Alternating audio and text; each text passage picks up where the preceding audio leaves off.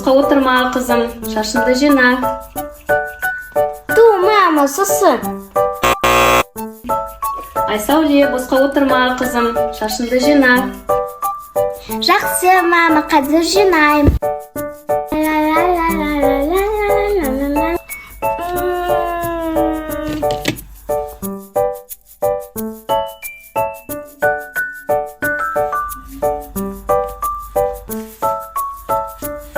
Wow! Yes! Aysauliye şaşındı jinap bolsan.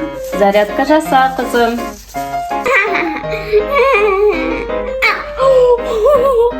Жоқ мама susun. Aysauliye şaşındı jinap bolsan. Зарядка жаса kızım. Жақсы мама қазір. Üç. Two.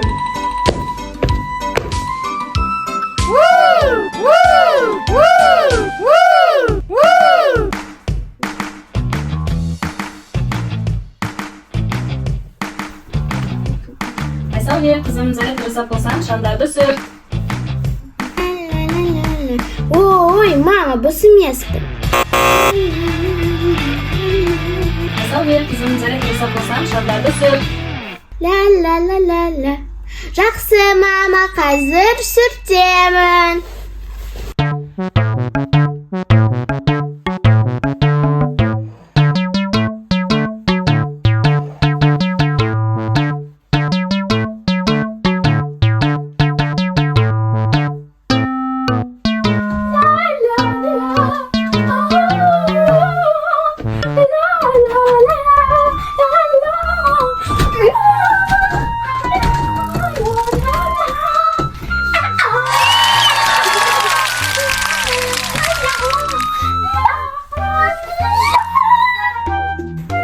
Aysauliye şandarda sürtüp bolsan kızın sabahında oku.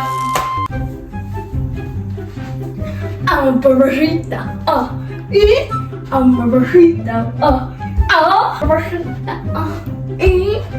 Tamam, ben dil batım ha. Susun.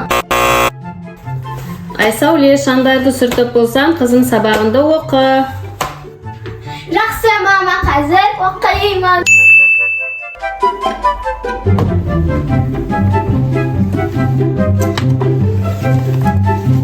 Баяғы заманда Үркер деген аспан патшасының қызы болыпты.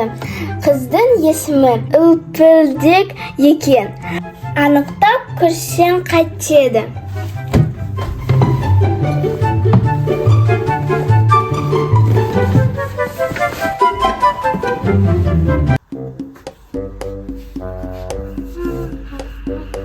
Aysauliye kızım sabah ok bolsan үйді пылесоста.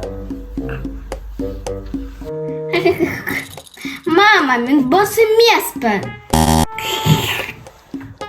Aysauliye kızım sabah ok bolsan үйді пылесоста.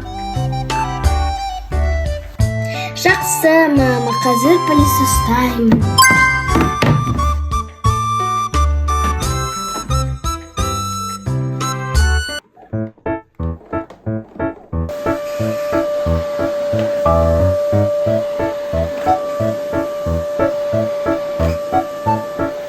Мен сабаққа жиналамын.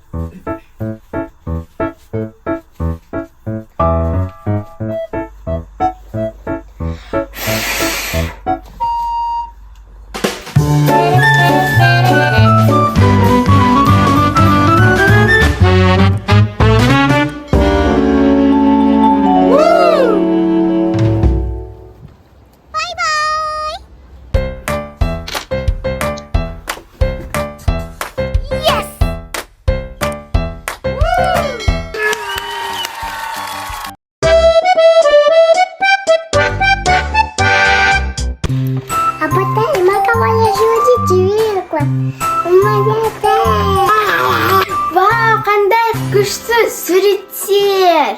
Апатай, спасибо, моя дәлеле. Лайпаш! Бірақ та сен көп артық қағаздарды пайдаланғансың. Ой-ой-ой! Жасмина, қағаздарды үнемдеу керек. Неге? Ағаш өзіне пайдалы затты атмосферадан алады, ал онан бірін топырақтан алады. Әр ағаш өмірдің сонына дейін тонна көмір қышқыл газын өңдеумен болады. Ағаш бір жылда 1000 шақырым жол жүрген көліктен шыққан газды жұтады.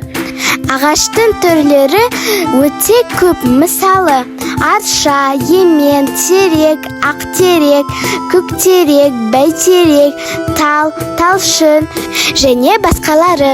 Қағазды ағаштардан жасайды, ал ағаштарды үнемдеу қажет. Көп қағазды ысырап еткенде көбірек ағаштарды кесу керек. Ағаштар көптеген жануарлардың мекені және олар ауаны тазартуға көмектеседі.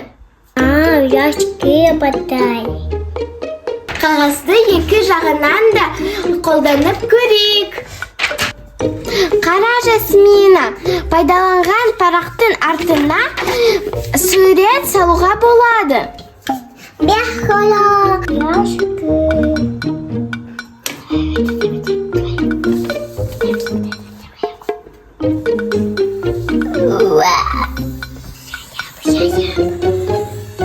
Сондай-ақ жазбалар үшін бір жағына басып шығарылған қағазды пайдалануға болады.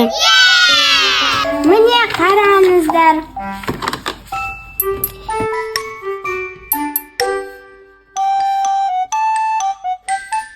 Мешаган, спасибо, дай.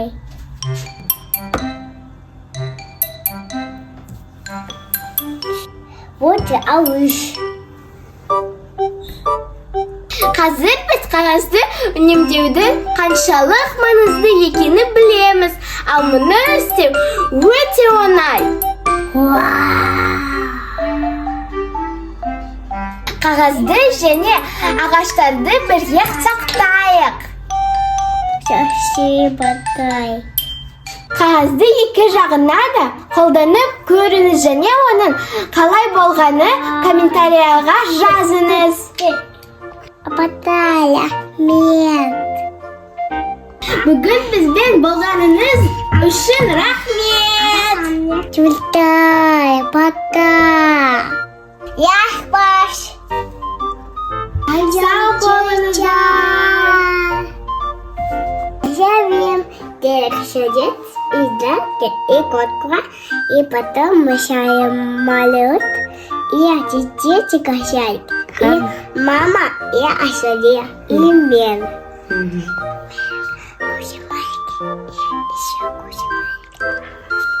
Лайк-пас!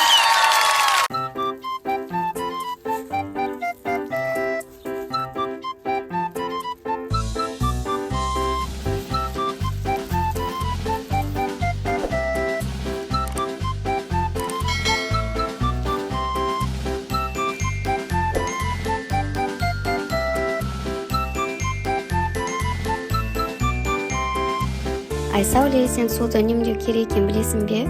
Неге біз тек өсімдіктерді суарып жатырмыз ғой? Таза су барлығына қажет, бірақ біз оны үнемдеуіміз керек. Табиғаттағы судың арқасында заттар топырақтан өсімдіктерге, құрлықтан өзендерге, көлдер мен мұхиттарға, атмосферадан құрлыққа тасымалданады. Осы жүйелердің тірі ағзаларын қоректендіреді және олардың қалдықтарын шығарады. Судың жоғары жылу сыйымдылығы бар. Бұл планетада қолайлы температура режимін қамтамасыз етеді. Су фотосинтез процесіне қатысады. Онсыз өсімдіктер көмірқышқыл газын оттегіге айналдыра алмас еді. Мен судың соншалықты маңызды екені білмедім, мама. Ал қалай үнемдейміз? Мен саған қазір суды үнемдеу жолын көрсетемін. Мама, түсіндім. Осылай суды лейкаға жинап алып, өсімдіктерді осылай суарамыз ба сонда? Иә, дұрыс айтасың. Жақсы, көрейік, мама.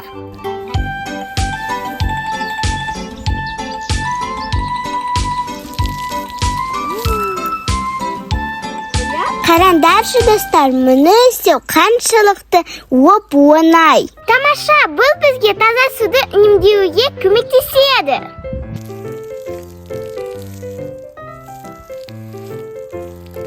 Суды үнемдеудің басқа жолдары көрсетемін. Бұлай суды ағыздыруға болмайды.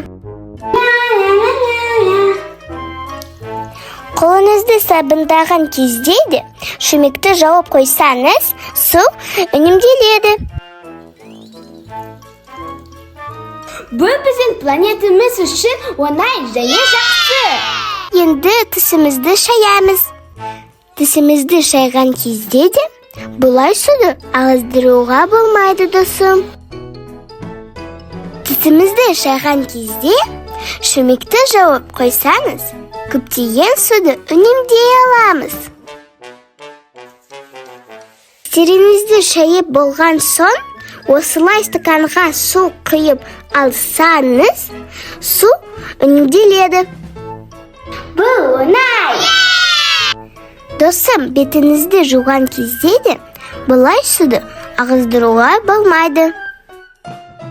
Досым, егер суды жауып қойсан, су үнемделеді. Және де лайк басуға ұмытпа. Достар, және де қолыңызды сабындағанда шүмекті жабуға ұмытпа. Бізге қосыл, досым, суды үнемдеуді бүгіннен баста. Бүгін біз суды үнемдеудің қаншалықты маңызды екені және оны күнделікті қалай үнемдеу болатынды білдік.